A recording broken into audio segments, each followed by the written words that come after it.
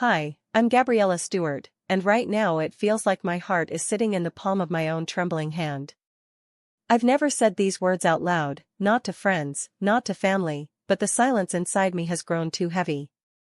If you're listening, thank you for giving me these few minutes of air. I met Ethan during my first year at the agency, and he became my safe harbor in the storm of tight deadlines and fluorescent lights. He is patient in the ways I'm hurried, gentle where I'm sharp. For 2 years we built a rhythm: Sunday coffee runs, midweek movie marathons, whispered dreams about leaving the city before it swallowed us whole. But there was always a shadow. Mason, Ethan's former friend turned rival after a failed startup left them both raw. Their feud was office legend, two brilliant minds now orbiting each other with cold detachment. The moment I keep replaying happened at the firm's summer retreat. Heat shimmered off the lake, music drifted from the deck, and I felt unmoored. Ethan was across the lawn in a knot of coworkers, laughing, driving in the attention. I'd spent the afternoon fielding microaggressions from senior partners and felt the familiar tightness of not being enough.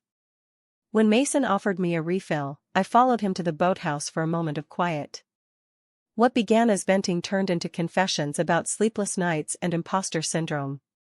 Mason listened, really listened, his usual arrogance replaced by a softness I'd never seen.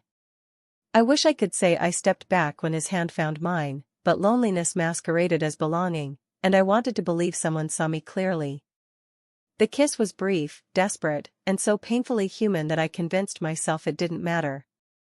Yet in that instant I crossed a line that rewrote everything Ethan and I had promised each other. I drove home alone that night, the cool steering wheel slick against my palms, realizing betrayal isn't always a grand affair.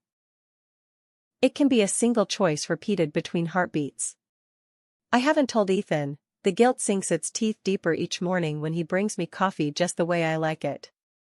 I keep waiting for the courage to own my fracture instead of hiding behind it. So why confess here? Because secrets fester. Naming this mistake aloud is my first step toward facing the wreckage honestly. No excuses, no romanticizing impulse as fate. I cheated with his enemy, not out of malice, but out of a fragile hunger to be understood. That doesn't lessen the hurt I caused, but admitting it is the only path I see toward redemption, whatever shape that might take.